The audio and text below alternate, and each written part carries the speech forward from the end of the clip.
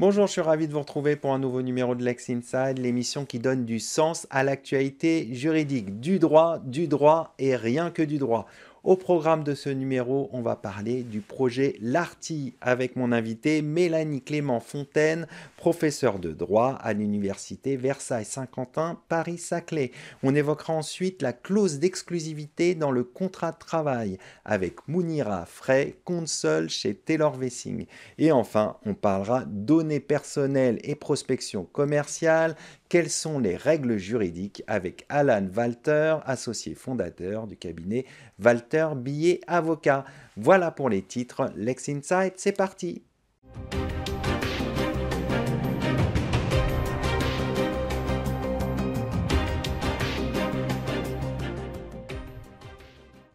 On commence tout de suite ce Lex Inside. On va parler du projet Larty avec mon invité Mélanie Clément-Fontaine, professeure de droit à l'université Versailles-Saint-Quentin, Paris-Saclay. Mélanie Clément-Fontaine, bonjour. Bonjour. Nous allons parler ensemble du projet Larty, porté par le laboratoire Dante, qui est labellisé par le Sommet pour l'action sur l'intelligence artificielle qui se déroulera les 10 et 11 février prochains. Tout d'abord, pouvez-vous nous expliquer en quoi consiste ce projet et quels sont ses objectifs principaux ? Alors, le projet Larty consiste à saisir les grands changements qu'opère l'émergence de l'IA dans le domaine du droit. Alors, on s'est réunis avec ma collègue Claire Bouclé, qui est historienne du droit, alors que je suis spécialiste du droit des données et du numérique, pour penser cette transformation.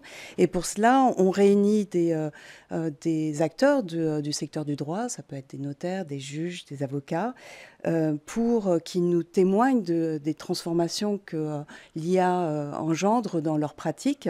Et c'est un sujet tout à fait d'actualité. Le Sénat vient de publier un rapport, d'ailleurs, sur les transformations du métier du droit, qui est disponible depuis quelques jours avant Noël. Et ce projet a pour objectif aussi de rassembler ces réflexions et en miroir de réagir à ces évolutions, nous qui sommes enseignants aussi du droit, puisque les facultés ont pour mission, vocation à former les juristes de demain. Donc on doit prendre la mesure de ces changements.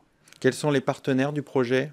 Alors, les partenaires du projet sont des éditeurs de droit comme LexisNexis. Ce sont aussi des facultés de droit, puisque c'est nos principaux partenaires, et puis c'est ceux avec lesquels on a envie de poursuivre cette réflexion d'Amiens, de Strasbourg, de Paris 1, au sein du grand périmètre Paris-Saclay, puisque au sein de ce périmètre, moi j'ai en charge ce dossier-là dans le cadre de la Graduate School Droit.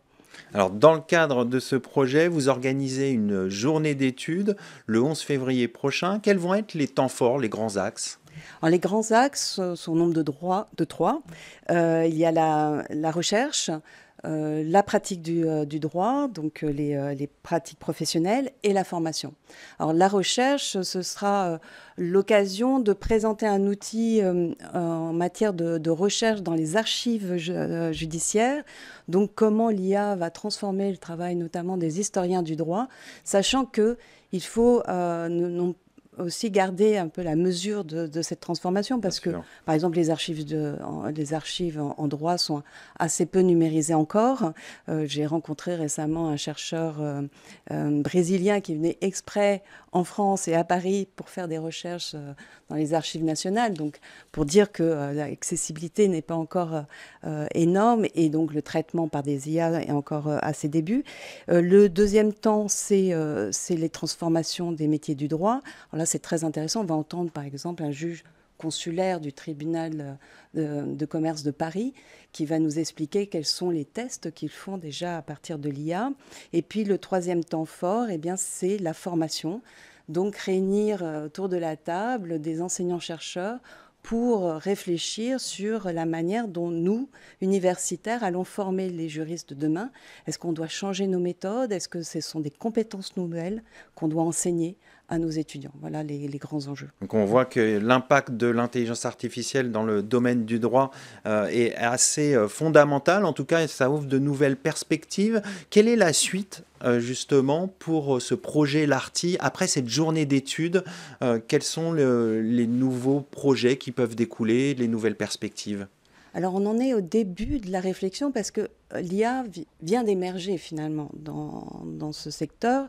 Nous sommes au stade du test. On ne sait pas encore ce que va nous apporter réellement l'IA. Est-ce qu'on va gagner du temps? Est-ce qu'on va gagner en qualité? On n'en sait rien encore. En revanche, ce que l'on sait, c'est qu'il y a des enjeux très importants au niveau des droits fondamentaux, et la CNIL s'est saisie de cette question. Elle va rendre un rapport sur l'articulation de l'usage de ces outils IA avec la protection des données à caractère personnel, parce que certes, on va tous utiliser ces outils, mais faut-il encore le faire dans de bonnes conditions? Et le Conseil d'État mène aussi une étude sur ce sujet. Donc on va entendre Thierry Tuot, qui est président de la section de l'intérieur au Conseil d'État, nous présenter leurs réflexions.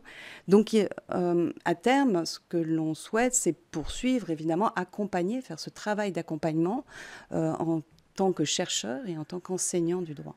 Alors justement, vous évoquez la protection des droits fondamentaux. Quels sont les principaux défis et les opportunités que vous identifiez dans l'utilisation de l'IA pour l'enseignement et l'histoire du droit? Vous avez évoqué les archives.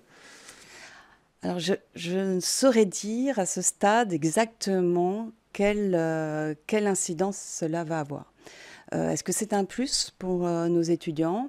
Est-ce que, au contraire, ça risque de les mettre dans une situation où l'apprentissage va être plus délicat? Je prends un exemple. Pour être un bon juriste, il faut savoir lire un arrêt assez rapidement. C'est comme du calcul mental, il faut s'entraîner. Donc on a des exercices pour ça s'appelle une fiche d'arrêt. Et la répétition, l'entraînement fait qu'ensuite on regarde un arrêt, on lit en diagonale et on en tire les enseignements principaux.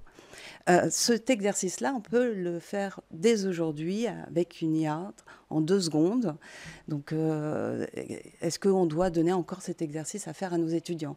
Est-ce que c'est une compétence qui n'est plus utile pour les juristes puisqu'on peut produire le même résultat à l'aide d'une IA? Voilà les grands enjeux qui se posent aujourd'hui.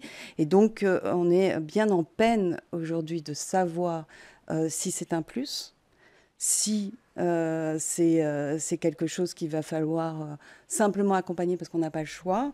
Et pour cela, eh bien, il faut être nombreux à réfléchir et à fédérer nos expériences. Alors j'imagine, vous avez parlé des étudiants, qui a le défi aussi de la formation des nouvelles générations à ces outils, d'expliquer aussi les hallucinations que peuvent produire les intelligences artificielles génératives. Donc vous, en tant qu'enseignante, en tant que professeur de droit, il y a aussi de la pédagogie à faire à ce niveau-là? Alors, il y a de la pédagogie à faire auprès de nos étudiants et nos étudiantes. Il y a de la pédagogie à faire auprès de nos collègues, parce que c'est aussi une transformation pour chacun et chacune de nous. Il va falloir penser des nouvelles méthodes pédagogiques, il va falloir penser de nouvelles évaluations. Donc, c'est assez vertigineux. C'est une transformation qui doit absolument être accompagnée, parce que les enseignants-chercheurs ne sont pas armés pour faire ça tout seuls. Est-ce que vous avez déjà des lignes directrices dans le corps professoral quant à l'utilisation de ces outils? Alors, l'objectif du groupe de travail que l'on a monté au sein de la Graduate School Droit, que j'anime, est de justement rédiger une charte des bonnes conduites de l'IA et surtout montrer à nos étudiants qu'ils ne sont pas seuls dans cet apprentissage-là, qu'on va les accompagner et qu'il y a des précautions à prendre, c'est certain. Donc, notre objectif, c'est d'ici la rentrée, avoir constitué cette charte et ces cahiers de bonne conduite. Pour finir, en un mot, qu'est-ce que vous attendez de la journée d'études du 11 février prochain? J'attends qu'il y ait un vrai dialogue entre ceux qui vont présenter ces outils au cours de la journée. On a plusieurs acteurs qui vont nous présenter ces outils. Et puis ceux qui sont en prise avec la pratique et leur expérience, et qui est une vraie rencontre en vue d'un travail collectif par la suite. On va conclure là-dessus. Merci Merci. d'être venu sur notre plateau. Merci à vous. Tout de suite, l'émission continue. On va parler de la clause d'exclusivité dans un contrat de travail.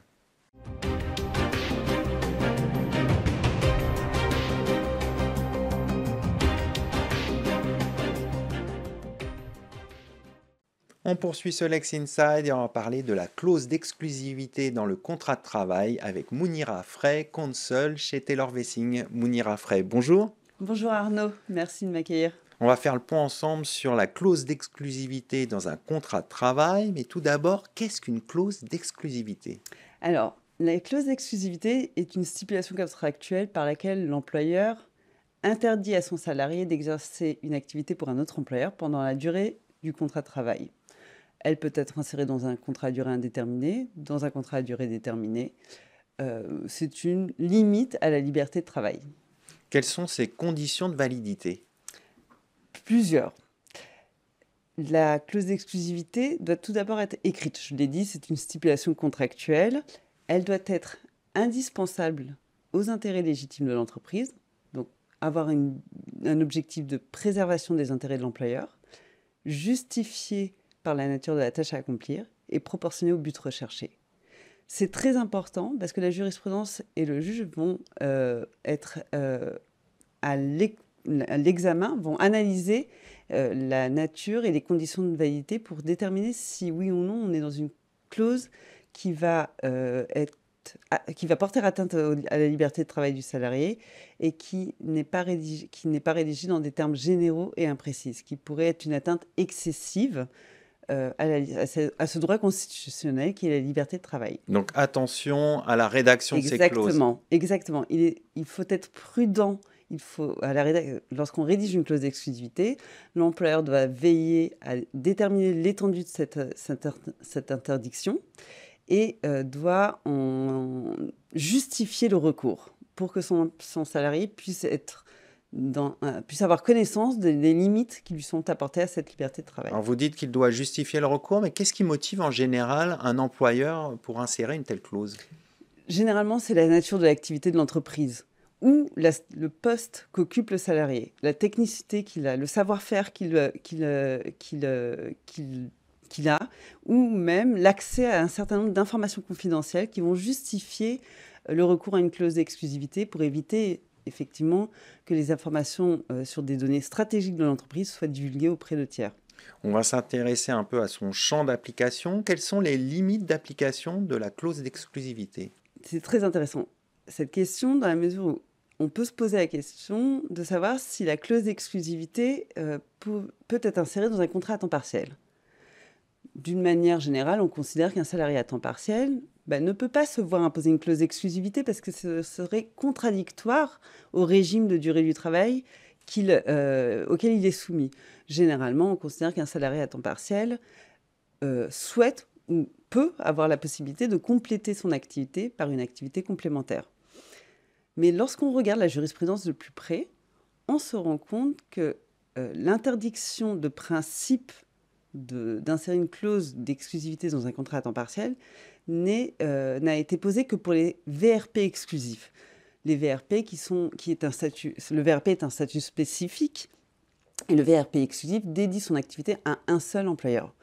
Pour les salariés qui n'ont pas ce statut de VRP exclusif, la clause d'exclusivité peut être tout à fait prévue par le contrat de travail, sous réserve des conditions qu'on a vues et qu'on vient d'évoquer, à savoir qu'elles soient indispensables aux intérêts de l'entreprise, proportionnées et justifiées par la nature de la tâche à accomplir.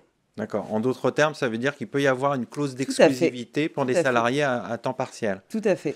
Et la jurisprudence est plutôt du coup libérale sur ce sujet? Non, la jurisprudence va veiller à ce que les conditions de validité de la clause sont bien remplies. Elle est de plus en plus restrictive et cette jurisprudence, d'ailleurs, on doit l'analyser à l'aune de la directive du 20 juin 2019, qui est une directive qui porte sur les conditions de travail transparentes. Et dans cette directive, il est prévu que les États membres doivent veiller à ce qu'un employeur n'impose pas des restrictions trop importantes à la liberté de travail du salarié et n'impose pas de manière générale une interdiction de cumuler un emploi. Concrètement, ça veut dire quoi? Concrètement, vous ne pouvez pas, le droit national ne peut pas totalement interdire le cumul d'emplois, sauf à justifier de restrictions par des motifs objectifs tels que la protection de la confidentialité, le conflit d'intérêts ou encore le secret des affaires. Alors abordons maintenant la question des sanctions. Quelles sont les sanctions si on ne respecte pas les conditions que vous avez listées tout à l'heure? Un salarié qui ne respecterait pas sa clause d'exclusivité pourrait se voir exposé à des sanctions disciplinaires qui pourraient aller jusqu'au licenciement pour faute. Évidemment, la sanction pourrait être modulée, ou va être modulée, on va dire plutôt, par l'employeur en fonction du degré de gravité du manquement du salarié. Il peut également engager sa responsabilité, mais ce qui est assez rare, puisque l'employeur devra justifier d'une faute lourde et qui suppose une intention de nuire du salarié et qui est assez peu retenue en jurisprudence. L'intention de nuire, c'est quoi? Des exemples? Un salarié qui va volontairement divulguer va aller travailler pour un concurrent en utilisant des informations qui ont été confidentielles pour détourner une clientèle, par exemple. L'intention de nuire est assez claire. Tout à fait. Alors, est-ce qu'il y a des bonnes pratiques que vous recommandez sur ce sujet? Tout d'abord, il est important de veiller à la rédaction de la clause, de solliciter des avis juridiques, éventuellement, d'un avocat, par exemple, pour être sûr que les limites que l'on pose à la clause d'exclusivité soient déterminées, qu'on puisse justifier du motif et qu'elles soient adaptées au poste du salarié que l'on embauche. Et aujourd'hui, ces clauses d'exclusivité, elles sont largement répandues ou elles concernent plutôt certains types d'emplois? On a tendance à les voir dans tous les contrats de travail, à l'exception, c'est vrai, dans les contrats de travail à temps partiel où la retenue est plus... où on en trouve moins. Mais en revanche, dans un CDI à temps complet, il est courant de retrouver une clause d'exclusivité, y compris rédigée dans des termes très généraux, comme une simple interdiction de toute activité pendant l'exécution du contrat, ce qui pourrait être, en fonction de la nature du poste, encore une fois, du salarié, préjudiciable à l'employeur puisqu'elle ne pourrait pas être opposable au salarié. Alors on a vu les bonnes pratiques, est-ce qu'il y a des pièges à éviter, des choses à ne pas faire? Je dirais, comme je viens de le dire, ne pas rédiger des clauses sans tenir compte de la nature de l'emploi du salarié. Ne pas systématiser la clause d'exclusivité. J'allais dire clause de non-concurrence parce que ça s'y rapproche, mais ne pas systématiquement avoir recours. Pas le faire dans tous les contrats de travail pour tous les salariés. Tous les postes ne se justifient pas. Il faut tenir compte de l'objectif de cette clause qui est vraiment de préserver les intérêts légitimes de l'entreprise. Et il est vrai que tous les postes ne sont pas nécessairement voués à avoir une clause d'exclusivité. Et ce n'est pas lié simplement au poste de manager? Pas seulement. Vous pouvez très bien avoir une technicité particulière dans votre emploi qui justifierait la clause d'exclusivité sans pour autant avoir un poste d'encadrement ou de haute responsabilité. C'est vraiment à nuancer en fonction de la teneur des tâches que le salarié accomplit. Donc bien regarder la nature de l'emploi et les tâches du salarié. Exactement. On va conclure là-dessus. Merci Mounira Frey. Je rappelle que vous êtes consul au sein du cabinet Taylor Wessing. Merci. Tout de suite, l'émission continue. On va parler données personnelles et prospection commerciale. Quelles sont les règles juridiques ?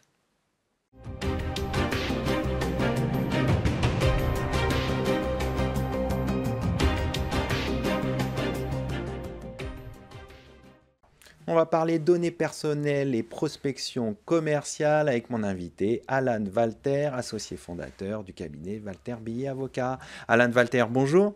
Bonjour Arnaud, merci de l'invitation. L'utilisation des données à des fins de prospection commerciale est strictement encadrée par des règles juridiques, on va le voir ensemble. Quels sont les différents fondements juridiques qui régissent l'utilisation des données à des fins de prospection commerciale ? Alors, il y a réellement deux corpus législatifs qui viennent encadrer cette pratique. Le premier, qui n'est pas celui auquel on pense nécessairement, c'est le Code des postes et communications électroniques, qui a instauré cette distinction entre l'opt-in et l'opt-out. Très concrètement, avant de recevoir de la prospection commerciale, je dois avoir donné mon consentement, sauf quelques très rares exceptions. Donc, on n'envoie pas des mails de publicité sans avoir reçu le consentement, sinon, tout simplement, c'est du spam, avec une légère inflexion au cours des dernières années, où la CNIL est venue se prononcer sur la prospection commerciale B2B, en indiquant que si la prospection était dans le cœur d'activité de l'entreprise visée, et que ça restait à vocation professionnelle, on pouvait assouplir cet opt-out.